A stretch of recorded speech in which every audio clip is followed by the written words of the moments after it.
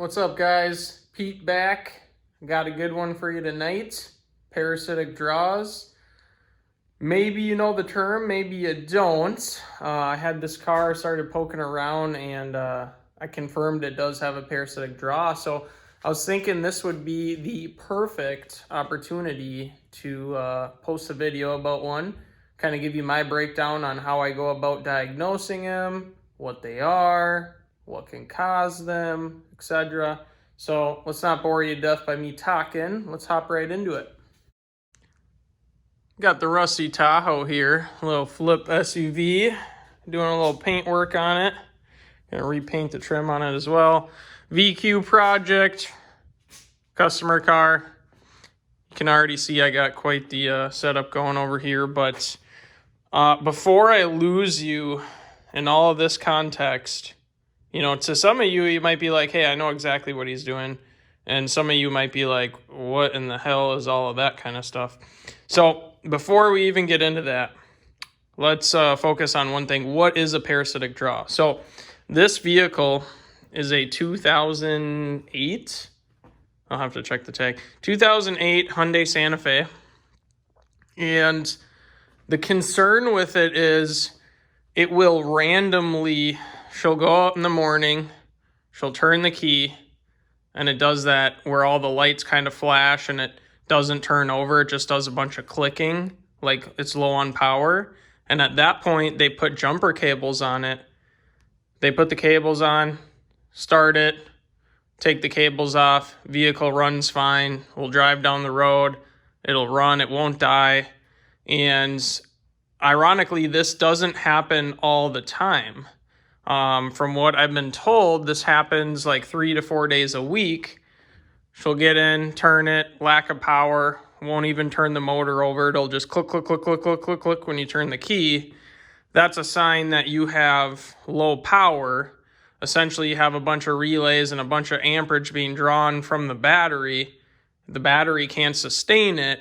And so you hear everything click, click, click, click, all the relays and everything turning on and off because there's not enough power to get it going. So let's get to the root of it. What is a parasitic draw? Parasite, what's a parasite? A parasite is something foreign, unwanted. You can look it up by definition, but a parasite, it's called a parasitic draw. Now the draw, well, if I can learn how to spell, the draw is what we're focused on, okay? Now, what does a draw mean? A draw means we have our battery. So let's pretend that's our battery. We have a post here. One's positive, one's negative. So a draw is something that essentially, yeah, I know a lot of you guys think power flows from positive. It doesn't. It goes that way. Anyways, a draw is when we are actively pulling power out of the battery. Now, parasitic draw is an unwanted pulling power from the battery that almost always a parasitic draw is going to be explained in the context of when the car is off, okay, when the car is not running. You can actually have parasitic draws when the car is on, something else being on, pulling power out of the vehicle that is not needed, not required, not necessary, that's, you know, negatively affecting the ability of the vehicle to run.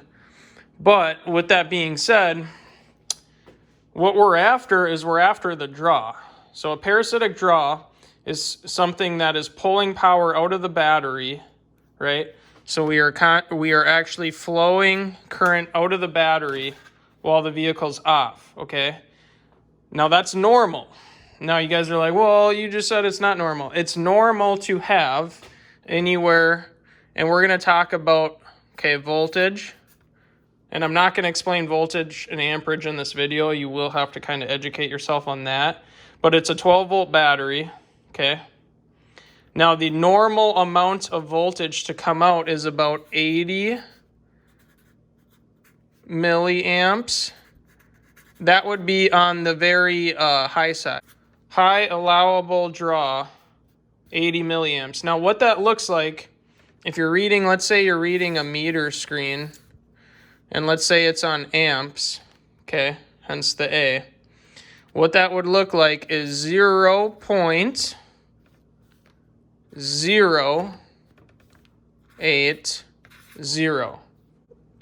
Essentially, a tenth of an amp would be 100 milliamps, okay? So if that was 1, it'd be 180 milliamps, okay? We're going to stray away from this, okay? That's what we're after. We need to be under 0.080 amps. That's what we need to be under. Now, when I first turn the vehicle off, right, and I set this all up, and I'm going to explain how to set it up, I had 130 on average, because it'll move up and down a little, 130 milliamps. So this right here is reading it for me in the milliamp scale. Small m, big A, okay? Now, we're going to hop back to this. So we know there's a draw. We can see it on our screen here. Now, how do we test, okay? Here's how we test. If both of the cables, so I'm going to draw the cables. If both of the cables are hooked up to the battery, right? Both of the vehicle cables. There's modules, there's computers, all sorts of stuff that is constantly pulling small amounts of power. Now, in order to figure out how much that small amount of power is, you can do it one of two ways. Okay, one, you can use an amp clamp. Two, you can use a multimeter. All right, so to put that into perspective, let me show you this. Or maybe let me tip this over. So our positive connected to the car, our negative connected to the car. Yeah, that's not where they actually connect, but you guys get the idea. So in a normal situation, you'll shut the car off. Let's say you shut it off, you walk out of the car, and you lock it. Okay, so the car's locked, everything starts going to sleep. And when I say everything, here's what I'm talking about. I'm talking about the computer modules in the car that turn on certain drivers, that turn on other devices. For example, your radio, your anti-theft system, all that other stuff starts going to sleep. And what I mean by starts going to sleep is when you first shut the car off, you might have, let's say you have 250 amps, okay? So let's say you have 250 milliamps being pulled when the car's off, okay? As the modules start to go to sleep, they all have timers on them, okay? They have timers and conditions. I'm not going to get into all the technical stuff, but essentially within about 2, and this depends on the car completely, within about 2 to 10 minutes, that 250 milliamp draw should go down to about, let's say, 0.050 amps, okay? So that probably helps put it into perspective. Now, when you shut the car off, if it starts at 250 and the modules and the timers and everything start shutting stuff off, it starts going to sleep, and you end up here within 2 to 10 minutes, or even if it was 20 minutes, okay? That draw will not pull a battery down overnight, okay? And the whole design of batteries, based on batteries' reserve current, capacity, all the technical info, is dependent on what it needs to start and what it needs to stay alive for long periods of time. The manufacturer specifies all that. For example, a BMW all the time will pull probably, like a really high-end one, will pull probably almost a tenth of an amp the entire time while it's asleep. This car might pull, this Hyundai might pull, let's see, maybe in normal resting condition, it might pull 30 milliamps. It might even be less than that. Now, here's the funny thing, you guys. As I'm talking to you, what do you think's happening right now? Our draw that we had is now 12. It's bouncing around between 12 and 18. and this one for confirmation. This is basically a fail-safe. So this tells me if this is accurate, because amp clamps are not always accurate. But not to lose you, we're bouncing between 0.09 and, or 0.009 and 0.020, okay, which is 20 milliamps. So this is maxing out at 20 milliamps. This is giving me an average of 12 milliamps. And again, my guess was like 30 milliamps when it goes to sleep. Obviously, it's significantly less than that. Now, if the draw stays here, okay, or even if it's less, let's say it's 0.100, okay, a tenth of an amp, to put that into perspective, you have batteries that have amp hours, okay? So you might have a 50 amp hour battery, or you might have a 10 amp hour battery.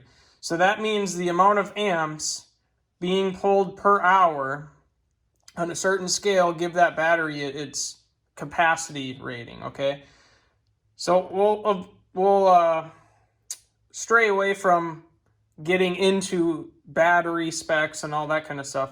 But what I'm trying to say is if you start off with a draw, which you do when you shut the car off, everything starts to go to sleep, and you should end up somewhere in this realm. Well, if you don't, and you're still in the higher realm, that will pull the battery down, so you physically have power coming out of the battery at too high of a rate for the battery to be able to have a complete state of charge the next morning when you go to start it. For example, the battery might start off at like 12.9 volts when you first shut the car off. Well, if you pull a tenth of an amp for 12 hours, right? Well, you might only have 10.9 in the morning when you go to start it. And if you got 10.9 and the battery's weak, the battery definitely isn't starting the car. Now, if you have 10.9 and you have a brand new battery like this car, because they just keep throwing batteries at it, well, obviously, 10.9 on a very healthy battery will probably still start the car. Hence, the problem being intermittent with this car. So, you guys get the general idea that, you know, we start off with a draw when we first shut it off. The modules go to sleep, and we end up with a really, really little draw, okay? If that draw doesn't go away, it's called a parasitic draw. So anything over the specified allowed value is a parasitic draw. Now, you got to figure out where is a parasitic, excuse me. So what we have to do is we have to break this, okay? And here's what I mean by break. I mean, we need to put something that can measure here, okay? So on this side, essentially on the battery side, and then we hook up here somewhere that's, you know, a separate location. So like, let's say right here.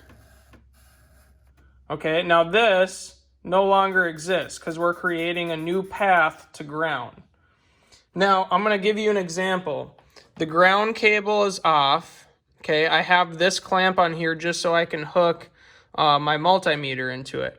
So the ground now goes from the lead of my meter, through the meter, through the other side, back into this green wire, okay? And the green wire essentially is connected to ground. Now I had the green wire here so that I could use the meter and the amp clamp at the same time. But just to break it down, here's what I'll show you. We're gonna, instead of the terminal being hooked up, so this is still hooked up to the car, okay? This still needs to make it to the car, but instead we're going to hook it into something that can read the amount of power flowing through that device and then back to the car. So the power has to come through the measuring device to go back to the car. It's not just a direct circuit to the car. So that is how you pick up the amperage coming through. You have to basically interrupt the circuit and measure the power that's coming out of the battery and trying to make it back to the car, or back to ground, or back to the chassis. For example, this ground wire goes to the chassis. It's a ground wire. Everything that's grounded makes continuity with this, which makes continuity with the ground side of the battery. So as far as setting it up, it's very simple. You take your terminal off. So terminal comes off. Okay, let's say this is the terminal here, and it's got wires that go to the car. So I'm going to hook my meter up to this terminal, and then I'm going to hook my meter up to the battery so that any power that tries to flow from the battery has to go through the meter, then to the terminal, then to the car. So I hope that makes sense. So let's get into how I have it set up. I have a redundant setup, okay? So I like using the amp clamps, but they're not always accurate, especially the lower the amperage is, the less accurate they are. So it's not a great tool for doing parasitic draws. Now, what is a great tool is a quality multimeter on a DC amp scale that is interrupting that circuit. So right now, we were talking earlier and we had a draw, okay? Now we have no draw. It's literally hovering around, on average, about, well, that's probably what the average is, 18 milliamps. So now it makes it nearly impossible to test for the draw, right? We have to like turn the car on and probably let it be on for a minute, shut it back off, and then check again to see if we have a draw. It is not abnormal to have draws that are intermittent like this one. Remember when I said that this was an issue where sometimes the vehicle starts just fine, sometimes it does not, okay? Now, not to get too far into it, but what do we want to think about? Obviously, there's nothing broken. When I say that, what I mean is there's nothing that is always pulling power out of this battery. So it's not something that's stuck on in the car. There's nothing stuck on right now, because if there was, this would be significantly higher, okay? So what we have is we have something that pulls power from the battery for longer than it's supposed to, and then all of a sudden it shuts off, goes to sleep, whatever else. Now, when I had first showed you guys in this video, I had left this setup on the car for 30 minutes. I got home from work, I went inside, I ate, I went and changed, I came back out, still had 118 milliamps being pulled. 30 minutes later, started out at 130 milliamps.